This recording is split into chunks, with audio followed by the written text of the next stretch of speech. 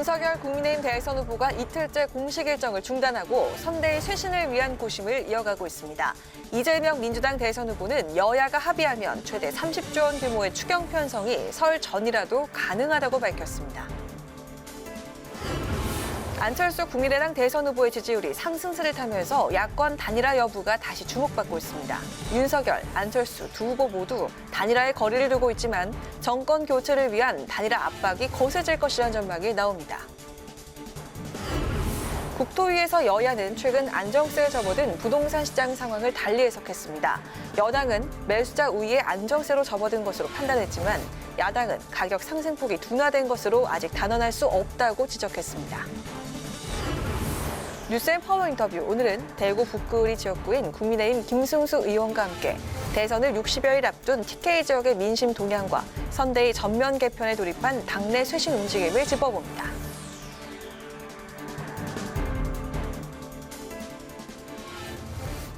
여러분 안녕하십니까? 1월 4일 의정종합뉴스 뉴스엔 시작하겠습니다. 대선을 두 달여 남기고 선대위와 원내 지도부가 총사퇴하는 초유의 사태를 맞은 국민의힘의 자중질환이 좀처럼 해결되지 않고 있습니다. 윤석열 후보는 어제부터 공식 일정을 전면 중단하고 숙고에 들어갔는데요. 사실상 선대위를 전면 해체하고 새판 짜기를 요구한 김종인 총괄선대위원장은 윤 후보 결심을 기다리고 있다고 밝혔습니다. 당 내에선 이준석 대표에 대한 불만이 커지는 가운데 사퇴 요구도 이어졌습니다. 보도에 홍혜진 기자입니다. 대선 후보와 당대표, 총괄선대위원장만 남은 국민의힘의 선대위는 이틀째 사실상 멈춰섰습니다. 어제부터 모든 공식 일정을 중단하고 쇄신안 마련에 들어간 윤석열 후보는 여전히 고심 중인 가운데 김종인 총괄선대위원장은 개편 발표는 빠르면 빠를수록 좋다며 후보의 결심을 기다리고 있다고 밝혔습니다. 후보의 잦은 말실수는 물론 끝없는 후보와 당대표 간 갈등, 이로 인한 지지율 하락세가 뚜렷한 상황이 되자 당내에선 불만이 터져나오고 있습니다. 당장 이준석 대표의 사퇴 요구 목소리가 분출하고 있습니다. 김기현 원내대표를 비롯해 원내 지도부가 총사퇴한 만큼 이번 내홍의 중심에 서 있는 이 대표도 당을 위해 백의종군해야 한다는 겁니다. 이준석 대표는 최근에 일련의 언동이라든지 어떤 행동으로 인해서 당원뿐만 아니라 정권 교체를 바라는 국민들의 민심의 지지를 많이 잃었다고 생각합니다. 또 김 위원장이 윤 후보에게 알리지 않고 선대위 개편을 발표한 데 대해 쿠데타라는 주장이 나왔고 김 위원장의 연기 발언도 비판을 사고 있습니다. 대표 책임론에 대해 이 대표는 거듭 선을 그으며 찾아와서 말씀해 주시면 논의하겠다고 말했고 김 위원장의 행동이 쿠데타라는 인식엔 동의하기 어렵다고 밝혔습니다.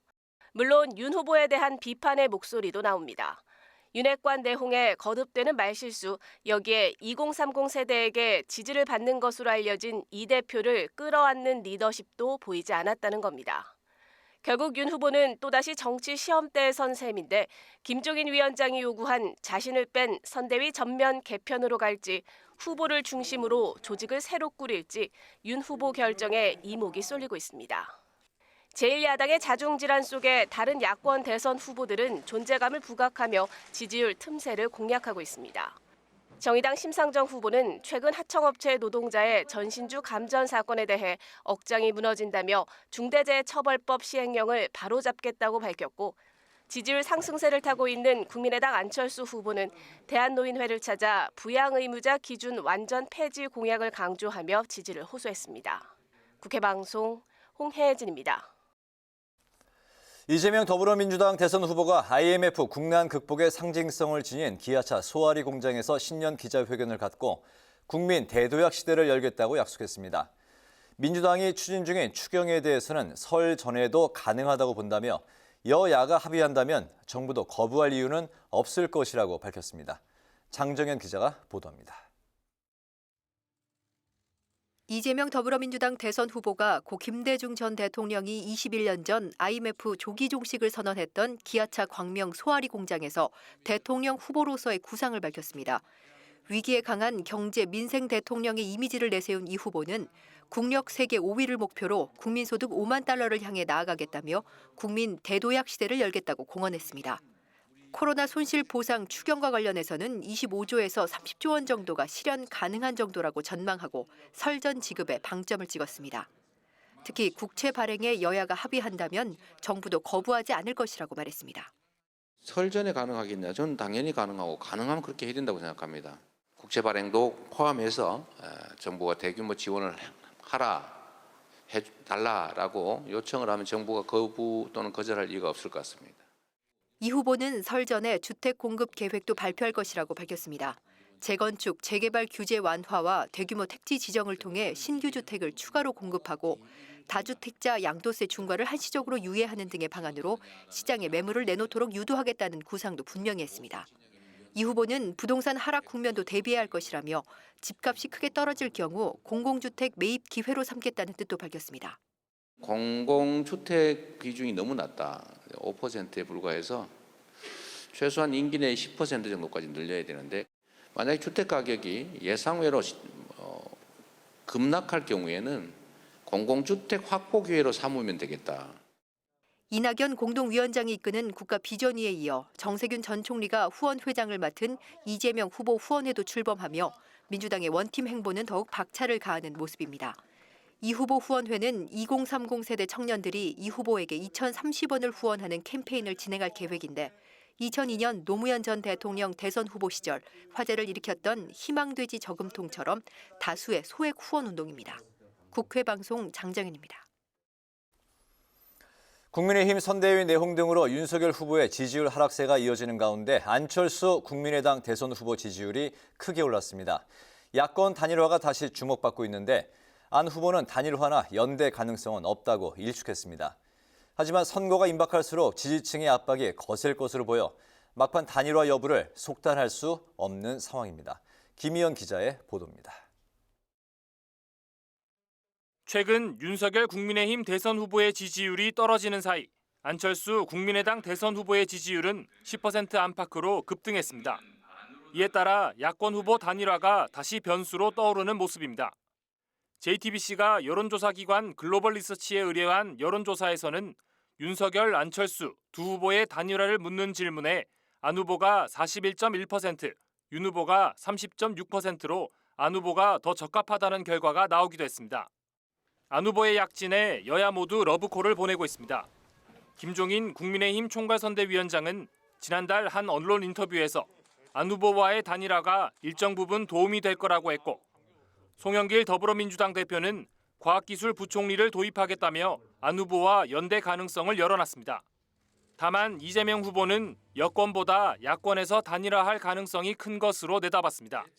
안 후보는 단일화는 없다고 일축했습니다.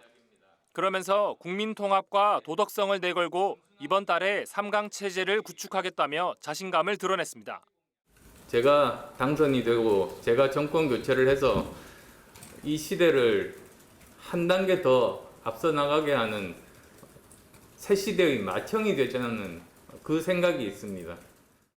윤석열, 안철수 두 후보는 표면적으로는 단일화에 거리를 두고 있습니다. 하지만 시간이 갈수록 대선 승리를 위한 야권 단일화 압박은 커질 수밖에 없습니다. 그런 만큼 두 후보 모두 단일화 협상 국면에 대비해 자강론을 통한 지지율 끌어올리기에 집중할 것으로 예상됩니다. 국회 방송 김희연입니다. 국회 국토교통위원회에서는 주택가격 안정세를 놓고 의견이 엇갈렸습니다. 최근 문재인 대통령이 신년사에서도 언급했던 문제인데요. 부동산 시장이 안정세에 들어선 것 같다는 의견과 상승률이 둔화했다고 주택가격이 떨어진다고 단언하는 건 무리라는 지적이 맞섰습니다. 김동희 기자가 전합니다. 국토위에서는 최근 안정세를 보인 부동산 가격 동향을 어떻게 볼 것인지 의원들의 질의가 이어졌습니다. 한 여당 의원은 전국 주택 시장이 매수자 우위에 안정세로 접어든 것 같다며 국토부 입장을 물었습니다. 전국 주택 가격이 12주 연속 상승폭이 둔화하고 지난해 서울 아파트 거래량이 약 4만 건으로 2012년 이후 9년 만에 최저치로 떨어졌습니다. 그리고 매수 심리를 나타내는 매매 수급 지수도 전국적으로 기준선인 100 이하로 떨어지면서 공급을 좀 늘리기 위한 정부의 노력도 있었고요. 그다음에 한국은행의 기준금리 인상, 그리고 가계부채 관리 강화 뭐 이런 것들이 종합적으로 작용을 하면서 매물은 느는데 거래량은 줄어드는, 이게 이제 주택시장의 안정으로 가는 그 징후로 그렇게 이해를 하고 있습니다. 하지만 주택 가격 상승률이 둔화했을 뿐 여전히 상승하고 있다는 반론도 나왔습니다.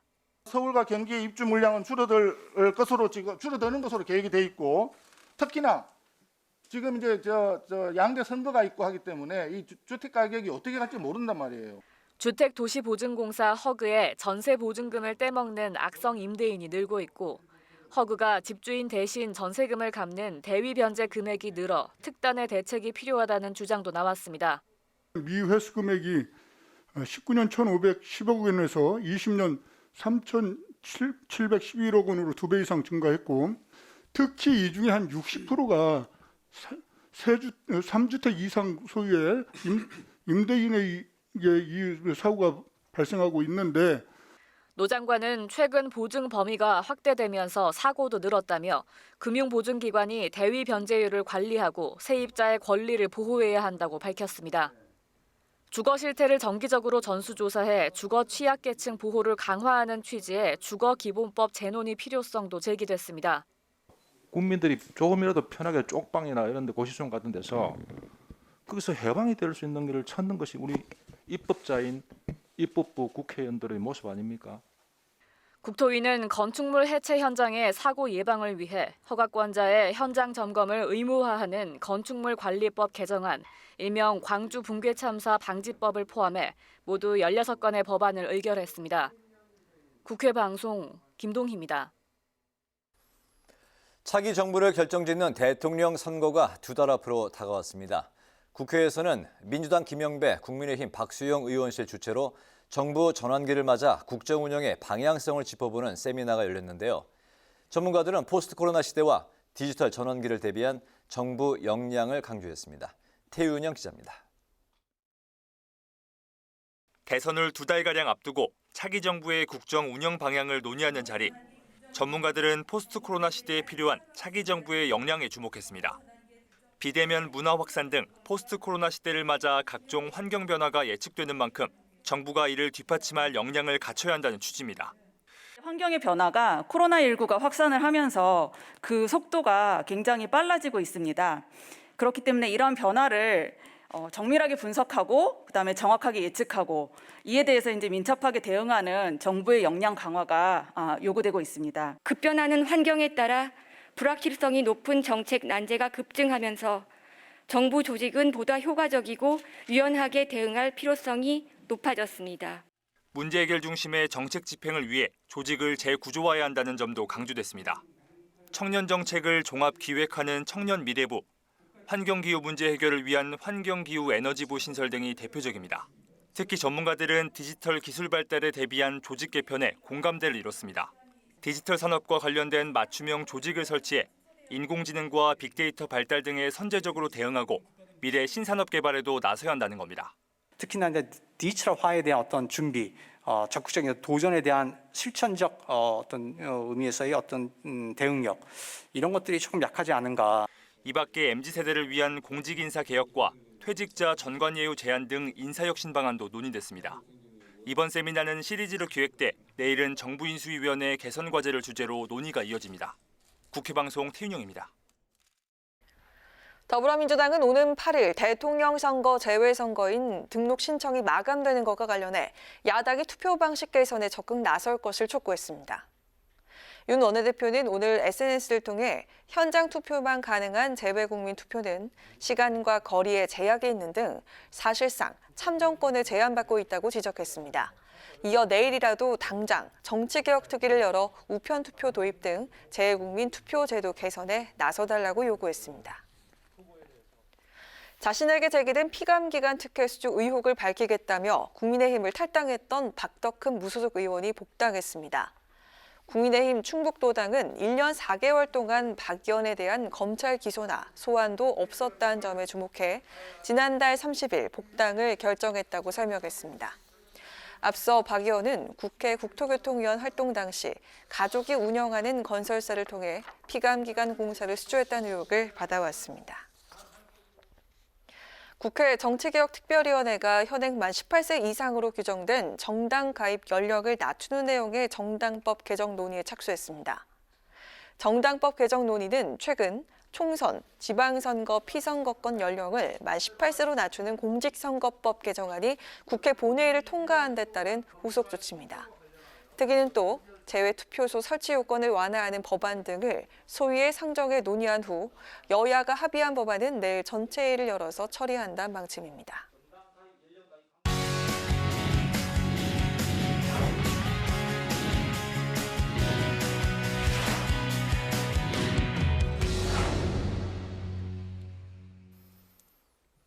네, 오늘 이슈 분석 강민지 기자와 함께합니다. 강 기자 어서 오세요. 안녕하세요. 네. 먼저 급박하게 돌아가고 있는 국민의힘 이야기를 해보겠습니다. 윤석열 대선 후보가 선대위 개편을 놓고 지금 현재 장고에 들어간 상황인데 어제 오늘 집에서 지금 숙고 중인데 아직까지 별다른 새로운 소식이 들어오진 않았죠? 네, 윤 후보 이 공식 일정 이틀째 중단을 하고 당사에도 출근을 하지 않은 채 이 자택에만 머물러 고심을 거듭하고 있습니다. 네. 아직까지는 별다른 입장을 내지 않고 있는데요. 윤 후보가 김종인 위원장과 결별하는 선택지까지 고려하고 있다고 알려졌습니다.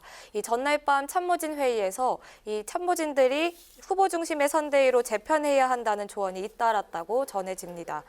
김 위원장이 윤 후보와 사전 상의 없이 선대위 전면 쇄신안을 발표하고 또 총괄 선대위원장직 발표에 대해 말을 바꾼 게 윤 후보 심기를 악화시켰다는 분석도 나오고 있습니다. 우선 김종인 위원장은요, 총괄 상황본부가 모든 걸 통제하는 방향 개편안 윤 후보에게 전달했습니다. 네. 그런데 이 사이에서 현재 이 대표 거취나 윤 후보 측근인 이른바 윤핵관이라고 하죠. 이들의 정리가 주요 변수로 꼽히고 있습니다. 특히 권성동 사무총장의 거취가 최대 쟁점인 것으로 알려졌습니다.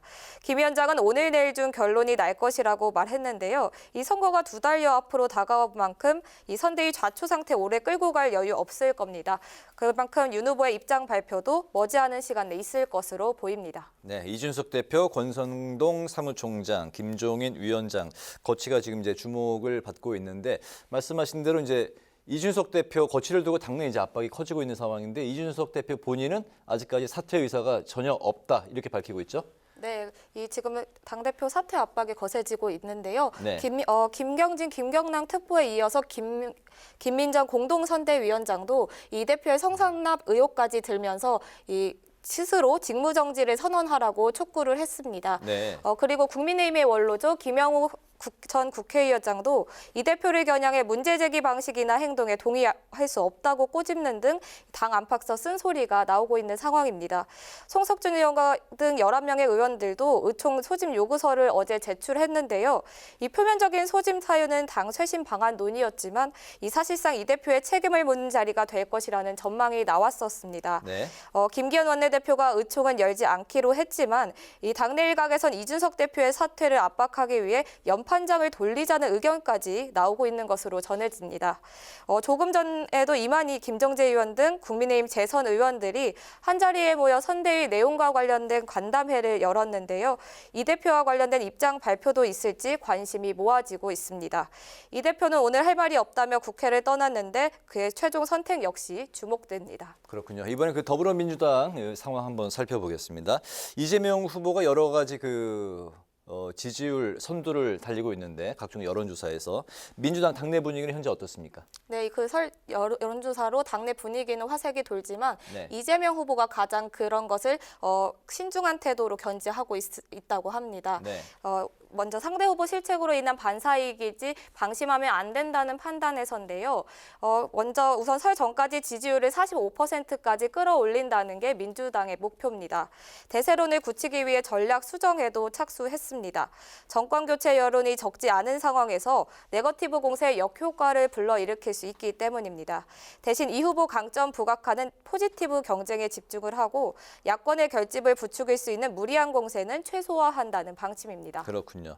일단 그 상승세는 이제 탄 것 같은데 이 후보 본인도 정책 행보로 지지율 굳히게 들어간 모습이네요. 네, 국민의힘이 앞서 말씀드린 것처럼 선대위 개편으로 좀 혼란을 겪고 있는 사이에 이 후보는 정책 행보 그리고 원팀 행보에 더 가속화하는 모습입니다.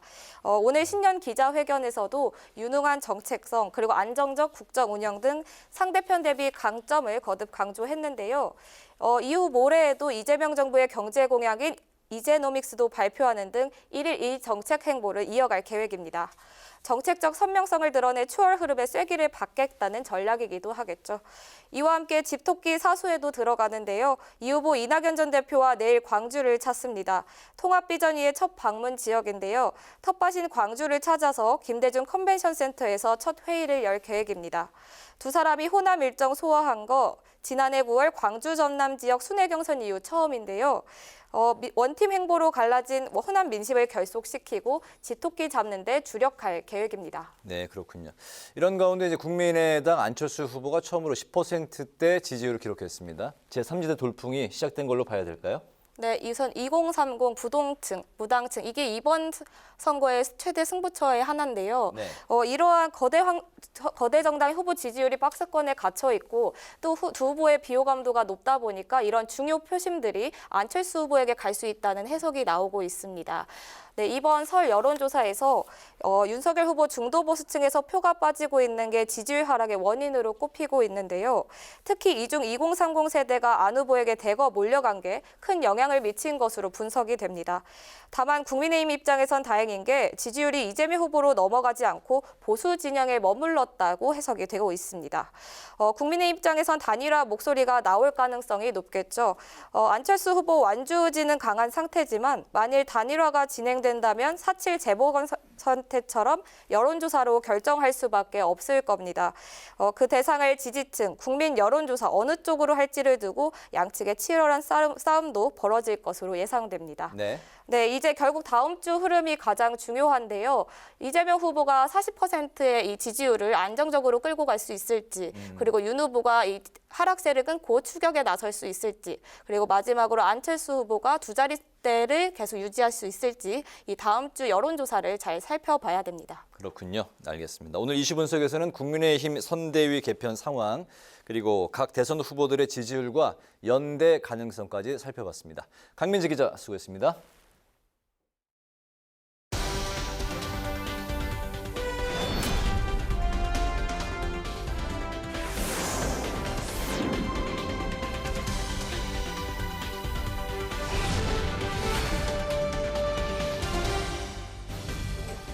강아랑의 정치톡 시간입니다. 1월 4일 시선에 집중시킨 정치 뉴스 만나보시죠.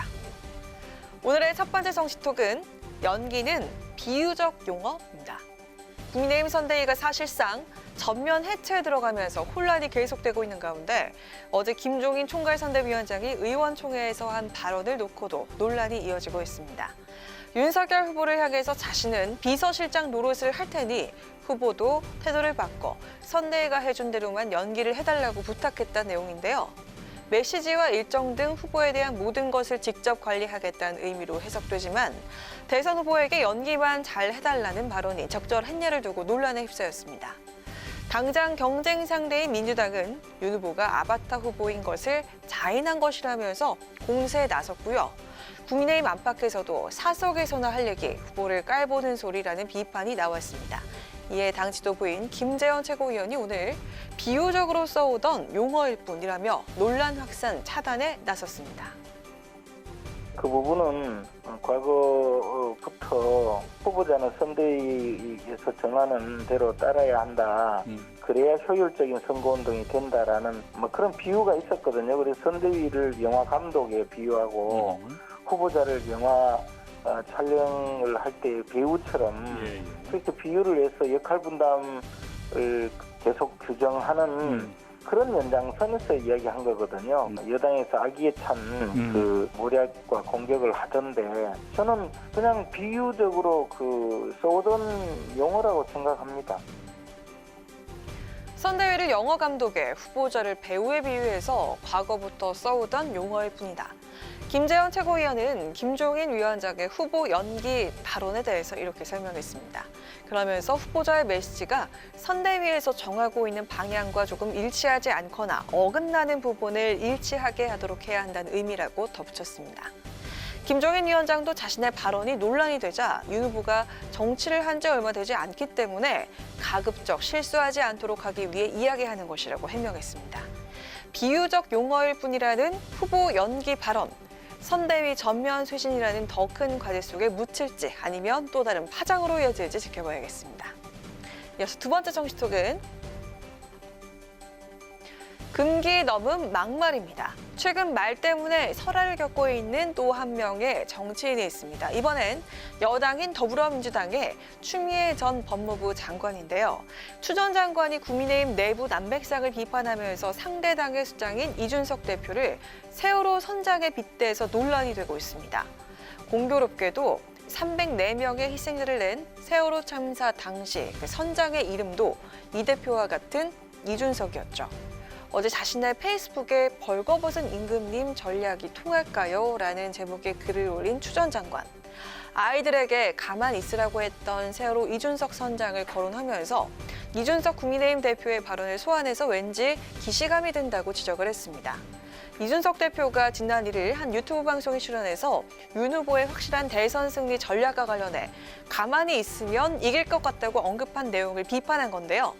추 전 장관은 그러면서 가만히 있으면 후보도 국민의힘도 가라앉을 것이라고 꼬집었습니다. 이에 국민의힘이 발끈하고 나섰습니다. 국민의힘은 선대위 대변인 논평을 통해 세월호의 아픔을 정쟁으로 악용한 역대급 막말이라면서 최소한의 금기마저 넘었다고 강력 반발했습니다. 특히 김용태 국민의힘 청년 최고위원은 야당 비판에 전국민적인 아픔의 기억을 이용하다니 참으로 악랄하다고 강도 높게 비판했는데요. 국민의힘뿐 아니라 김정화 전 민생당 대표도 오늘 추 전 장관 발언을 거론하면서 철없는 관종놀이에 정신이 혼미할 지경이라고 직격탄을 날렸습니다. 이렇게 야권의 비판이 이어지자 결국 추 전 장관이 한 걸음 물러서는 모습을 보였습니다. 앞서 올린 글에서 가만히 있으면 후보도 국민의힘도 가라앉을 것이다라고 표현했던 이 부분을 삭제한 건데요. 말 한마디, 표현 하나에도 온갖 해석과 논란이 오가는 대선 전국인 만큼 상대방 공격을 할 때도 조금만 더 배려가 필요하지 않을까요? 지금까지 강아랑의 정치톡이었습니다.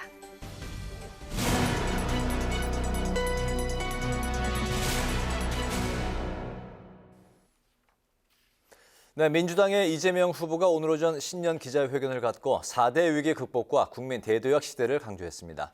이 후보의 경제정책 행보와 선대위 움직임을 복귀왕 더불어민주당 선대위 대변인을 전화로 연결해서 관련 이야기를 나눠보도록 하겠습니다. 대변인님 나와 계십니까?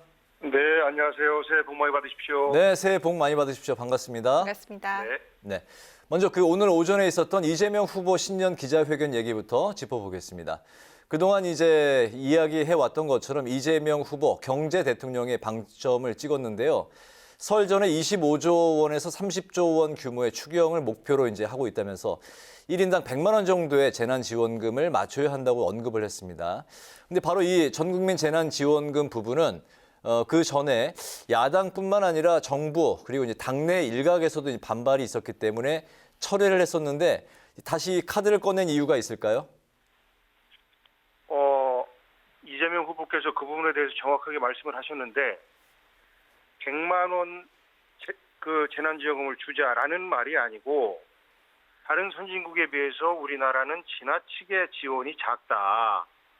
절반 정도 수준도 안 된다라는 말씀이시고 재난지원금은 예를 들어서 소상공인 소비 쿠폰 등을 발행을 하면 국민들에게는 소비를 할 수 있는 기회를 주고 소상공인에게는 매출을 올릴 수 있는 기회를 주는 이런 것도 가능하지 않겠느냐. 이런 것들이 어떻게 이제 이번 추경에서 100만 원의 재난지원금으로 바뀌어서 표현이 됐는데요. 후보께서는 정확하게 이번 추경에 100만 원의 지원금을 준다라는 말씀을 명시적으로 하지 않으셨고 다만 25조에서 30조 사이에 이 추경을 조속하게 진행시켰으면 좋겠다.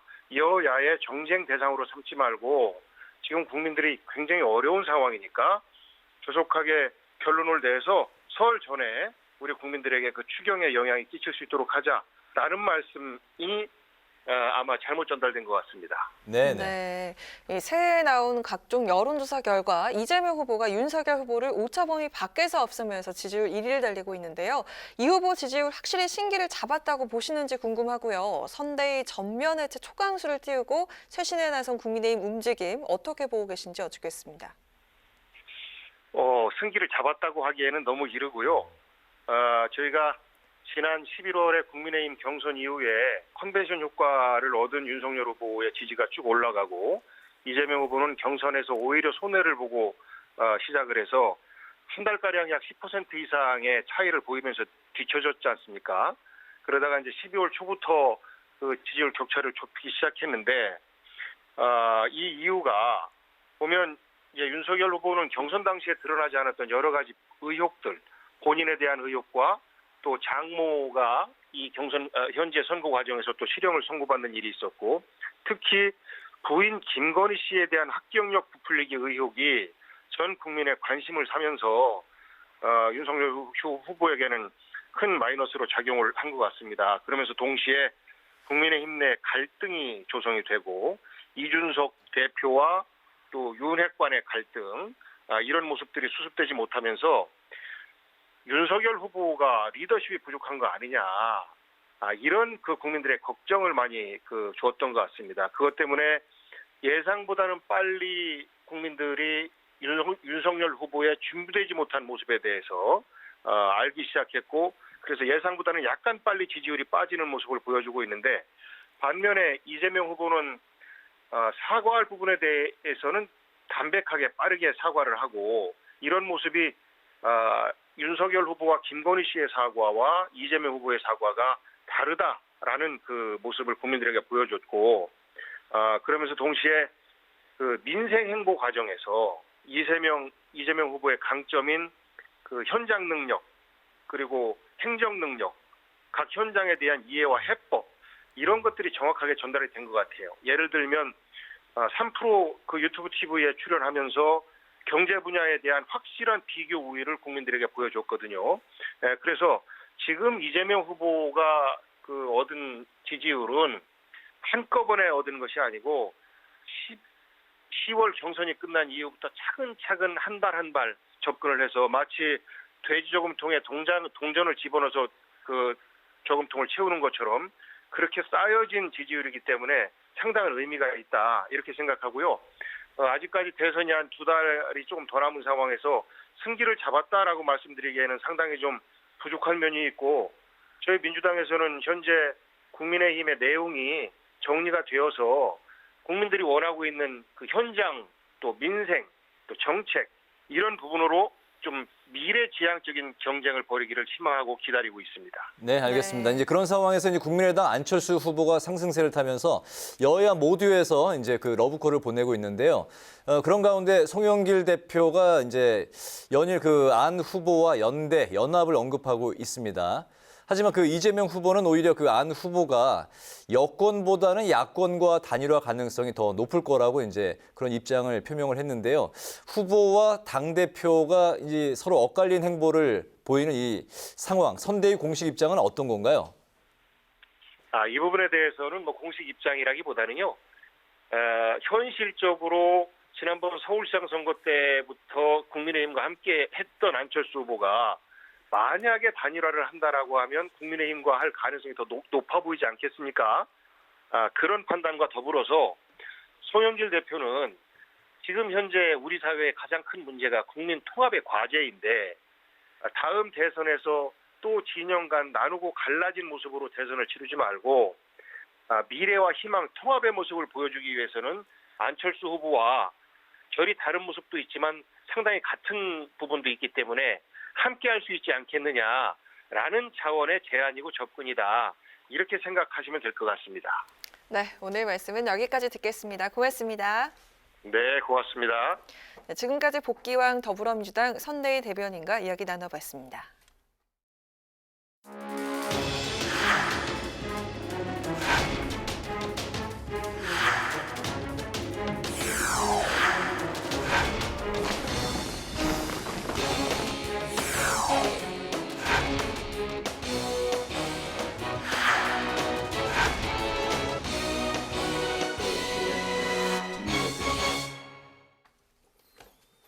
네, 이번 시간은 뉴스앤파워 인터뷰 코너입니다. 국민의힘이 선대위 전면 개편을 선언하면서 쇄신 움직임이 본격화하고 있습니다. 윤석열 후보는 어제부터 자택에 머무르며 숙고 중인 상황인데요. 대선을 60여일 앞두고 국민의힘이 앞으로 어떤 변화를 맞게 될지 오늘은 대구 북구 1위 지역구인 국민의힘 김승수 의원을 모시고 관련 이야기 나눠보도록 하겠습니다. 의원님 안녕하십니까? 새해 복 많이 받으십시오. 새해 복 많이 받으십시오. 네, 작년에도 한번 또 출연을 해주셨는데 오늘 출연해 주셔서 감사드립니다. 더군다나 더 감사드린 건 최근 이제 국민의힘이 연초부터 좀 혼돈의 상황이라 좀 마음이 좀 무거우실 것 같은데도 국민의힘 이제 관계자 여러분들이 최근 여기저기 방송에 출연 약속을 좀 이렇게 펑크를 내셨더라고요. 워낙에 좀 위중한 상황이라 굉장히 좀 힘들고 조심스러운 상황인 것 같습니다.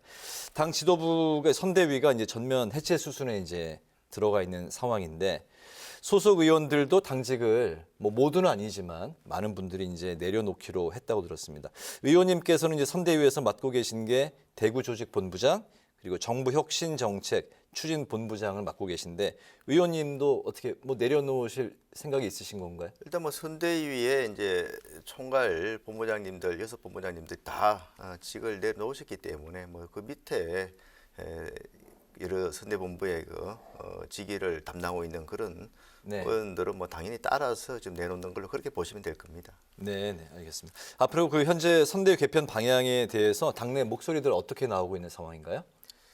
지금 그 선대위가 너무 비대하다는 그런 의견들도 그 당 내로부터 있었고 또 비대하다 보니까 내부적으로 또 소통도 원활하지 못했다는 그런 지적도 있었습니다. 여러 가지 이제 지금 다른 이유로 지금 선대위 개편이 지금 시작이 되었습니다만 차제에 진짜 효율적이면서 내년 대선 승리를 올해 대선 승리를 위해서 실질적인 역할을 하는 그런 선대위로 개편이 되었으면 하는 바람입니다. 네, 이번 이 선대위 전면 쇄신의 배경이 이 최근에 있었던 여론조사에서 나타난 부진의 충격을 수습하기 위한 것으로도 알고 있는데요.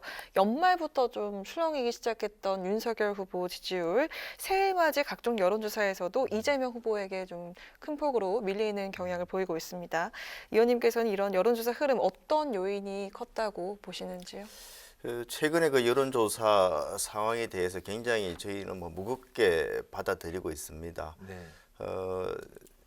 그 윤석열 후보가 후보로 결정되고 난 그 직후에 거의 두 자리 숫자 이상의 차이로 우리가 앞서 있었는데 최근에 여론조사를 보면 오히려 반대로 거의 두 자리 숫자까지 우리가 지금 뒤처지고 있는 그런 조사들이 좀 많이 나오고 있습니다. 이런 부분에 대해서 지금 이제 한 2개월 정도밖에 채 남지 않은 상황에서 여기서 우리가 다시 한번 자세를 추스르고 따라가지 않으면은 이번 선거가 진짜 쉽지 않겠다는 그런 위기의식을 다 같이 공감을 하고 있기 때문에 선대위와 관련해서 전면 개편을 지금 추진을 하고 있고 우리 원내 의원들은 물론이고 주요 또 원외 그런 당직자들도 지금 비상한 각오로 지금 대책을 고민하고 있다 이렇게 말씀을 드립니다.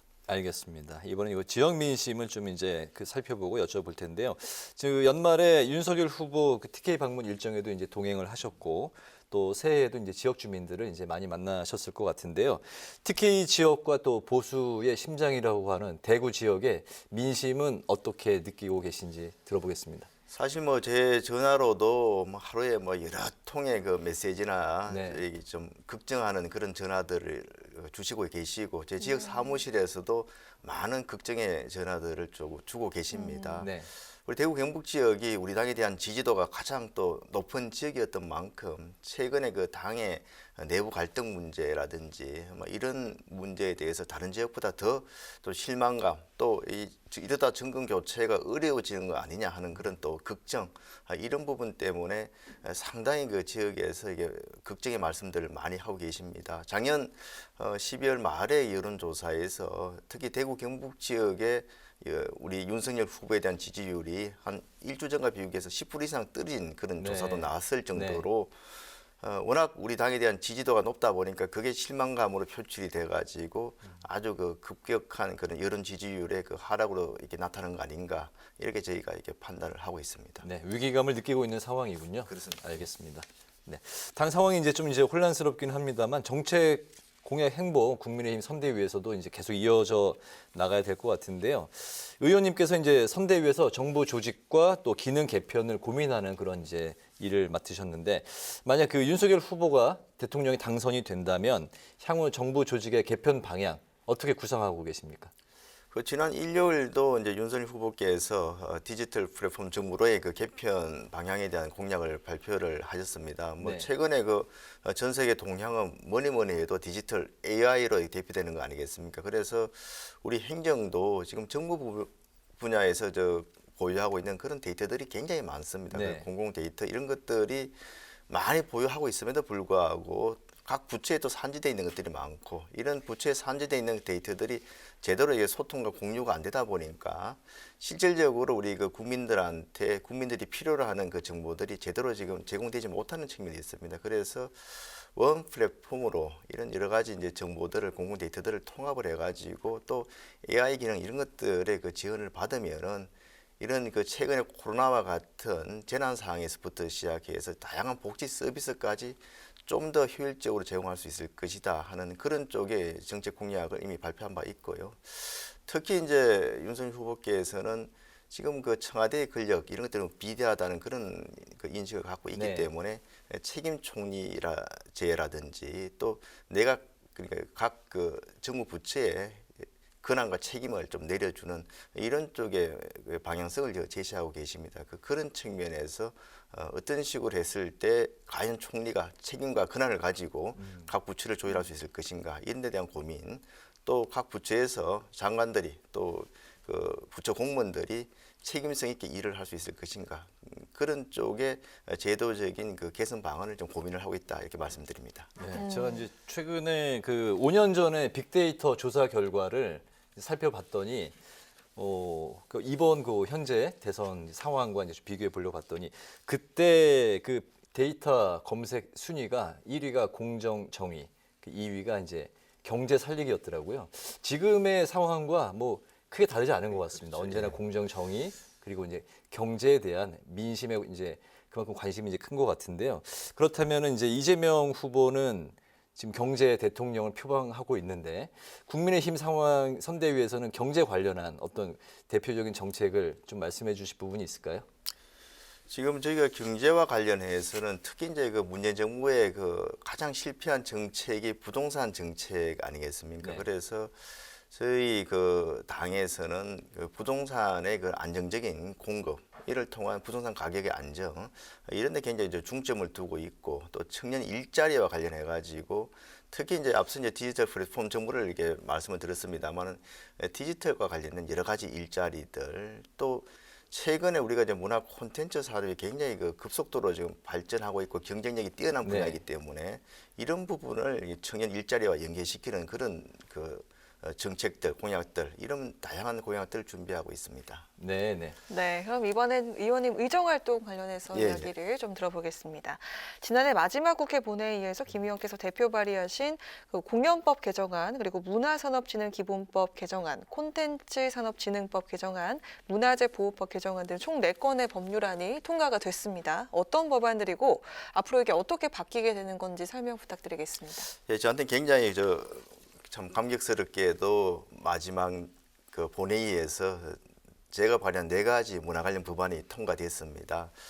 공연법 같은 경우에는 이 뮤지컬이 사실은 공연 분야 중에서 가장 매출액이 높은 분야 한 60% 이상을 차지하고 있는데 그동안은 독립 장르가 아닌 연극에 포함되어 있었습니다. 근데 이거를 독립 장르에게 끌어내는 그런 법이 그 공연법 개정안이었는데 이후에 제가 이제 후속으로 이제 그 뮤지컬 진행에 관한 법률 제정법도 지금 고민을 좀 하고 있습니다. 네. 이렇게 될 경우에 좀 뮤지컬에 특화된 지원이 이루어질 수 있고 또 거기에 대한 또 예산 지원도 더 많이 할 수 있는 근거가 마련되기 때문에 명실공히 우리나라 뮤지컬 산업이 세계적인 뮤지컬 산업으로 발전할 수 있는 일단 그런 그 길을 열었다 이렇게 보시면 될 것 같고요. 나머지 이제 콘텐츠 지능법이라든지 또 문화재 그 문화보호법 같은 경우에 이런 것들은 그 우리나라 앞서 말씀드린 것처럼 콘텐츠가 굉장히 경쟁력이 높은 분야이기 때문에 이런 콘텐츠 분야에 대해 가지고 국가와 그 지방자치단체에서 좀 더 지원할 수 있는 그런 법적인 근거를 마련한 내용이 되겠습니다. 그리고 이제 문화재보호법 같은 경우에는 역시 이것도 이제 디지털 그런 그 정부와 관련이 돼 있습니다. 여러 가지 이제 각종 문화재들을 디지털화 시켜가지고 이걸 가지고 여러 가지 이제 그런 보존과 관리 또 전시는 물론이고 또 산업까지 연계시킬 수 있는 그런 내용들을 좀 법안에 담고 있습니다. 그런 의미가 있었군요. 네, 최근에 또 의원님께서 46년 만에 관광기본법 전부 개정안을 대표 발의하셨다고 들었는데 뭐 코로나19 사태로 요즘에는 모두가 다 어렵습니다. 근데 특히나 관광 여행사들이 줄폐업을 하면서 존폐기로에 서 있는데 이 법안의 내용 발의 배경도 궁금합니다. 기존에도 관광기본법이 있었습니다만은 사실은 그 선언적인 그런 규정들에 불과했습니다. 그러다 보니까 이 관광기본법을 통해서 실질적으로 그 관광업계에 실질적인 그 지원이 이루어지지 않았습니다. 그래서 이번에 전면 개정안을 통해 가지고 정부에서 체계적인 관광 정책을 이렇게 수립을 하고 또 관광과 관련된 그 기본적인 실태 조사 이런 것들을 정기적으로 이렇게 해서 그 정책에 또 활용할 수 있도록 그렇게 좀 의무화를 시켰고 특히 이제 그 관광 산업과 관련된 여러 가지 그 예산 지원 또 제도적 지원을 할 수 있는 그런 근거 조항을 또 이렇게 내용에 또 포함을 시켰습니다. 거기다가 최근에 이제 코로나 사태로 가장 그 피해를 보고 있는 업종이 관광업종 아닙니까? 그럼에도 불구하고 추후에도 사실은 이번에 코로나가 어떻게 뭐 종식이 된다 하더라도 유사 사항이 계속 반복될 수 있기 때문에 이런 코로나와 같은 관광업계에 큰 그 위해를 줄 수 있는 재난이 발생했을 경우에 정부에서 특별히 지원할 수 있는 그런 근거 조항도 담았습니다. 그리고 이제 우리 장애인들이 여러 가지 관광을 하는 데 있어서 굉장히 불편이 많지 않습니까? 그래서 장애인들이 관광을 하는데 좀 불편을 없도록 할 수 있는 그런 그 여러 가지 또 지원 법안 이런 것도 내용이 좀 포함되어 있습니다. 그렇군요. 코로나19는 이제 공연업계와 여행업계 이제 관계자분들이 많이 힘들다고 하는데 좀 많은 도움이 됐으면 좋겠습니다. 작년 출연하셨을 때보다 오늘 좀 차분해지시고 좀 톤이 한 톤 좀 다운되셨는데요. 마지막 질문은 조금 더 힘차게 말씀해 주시면 좋을 것 같습니다. 왜냐하면 이제 새해가 이제 밝았으니까요. 마지막으로 2022년 새해 의정 활동 목표 방향 그리고 국민 여러분들께 각오 한 말씀 그리고 오늘 못하셨던 말씀 있으시면 다 종합적으로 해주시면 되겠습니다. 최근 뭐 우리 당 상황이 워낙 안 좋다 보니까 저도 이렇게 좀 목소리가 좀 이렇게 좀 가라앉는 것 같습니다. 뭐 새해 저희 의정 활동은 뭐니뭐니 해도 지금 정권 교체가 많은 국민들 지금도 사실은 우리 당의 그 지지율이 떨어지고 있습니다만 정권 교체에 대한 국민적인 여망은 가반이 넘고 있습니다. 그리고 최근에 이재명 후보와 윤석열 후보의 좀 이렇게 여론조사에서 격차가 나타나고 있지만서도 이재명 후보가 이게 이제 지지율이 올라가서가 아니고 윤석열 후보가 그동안 받았던 지지율이 많이 빠졌습니다. 거기에 따른 격차이기 때문에 저희가 제대로 좀 정신을 차리고 당이 단합하는 그런 모습을 보이면은 분명히 진짜 많은 국민이 바라는 정권 교체를 이룰 수 있다 이렇게 생각을 좀 하고 열심히 뛰겠다는 말씀을 먼저 드리고요. 그리고 뭐 제 이제 문화 관광 분야와 관련해 가지고는 여러 가지 이번에 코로나 사태로 가장 그 고통을 많이 겪었던 업종들이 대부분 우리 문화 관광 업종들입니다. 이런 업종들이 최근에 코로나 상황에서 입은 피해를 빨리 좀 회복을 할 수 있도록 여러 가지 이제 제도적인 뒷받침 또 손실 보상 이런 쪽에 좀 정책 마련하는데 좀 최선을 좀 다하겠다는 그런 말씀을 드리고요. 특히 이제 저희가 이제 새로 이제 정권을 잡았을 경우에 그동안 우리 문화예술계라든지 체육계에서 상당히 좀 불만들이 많이 있습니다. 이번에 뭐 피해도 피해지만서도 이런 분야에 대해서 지원보다는 오히려 관여와 간섭이 많았다는 그런 지적들이 있기 때문에 우리가 집권을 할 경우를 대비해서 그런 현재 문화예술계나 체육계에 계신 분들이 또 우리 국민들이 여망하는 관련 분야에 대한 여러 가지 그 새로운 정책 공약들이 제대로 마련될 수 있도록 하는데 또 많은 고민과 또 노력을 할 계획으로 있다 말씀드립니다. 알겠습니다. 앞으로 이제 새해에도 그 국민들을 위해서 많은 그 좋은 정책 개발에도 힘써 주시길 당부 말씀드리겠습니다. 오늘 그 뉴스앤파워 인터뷰에서는 대선 60여일 전 TK 지역 민심 동향 그리고 국민의힘 선대위 쇄신 움직임을 중심으로 살펴봤습니다. 지금까지 국민의힘 김승수 의원과 관련 이야기를 나눴습니다. 의원님 오늘 말씀 잘 들었습니다. 고맙습니다. 감사합니다. 절기상 소환인 내일은 중부지방 아침 기온이 영하 10도 안팎까지 떨어지면서 오늘보다 조금 더 춥겠습니다. 낮은 기온이 영상권으로 올라서면서 오늘과 비슷하거나 조금 높겠는데요. 대기가 바짝 메말라 있는 만큼 불씨 관리에 주의하시기 바라겠습니다. 네, 오늘 뉴스에는 여기서 마치겠습니다. 시청해주신 여러분 고맙습니다.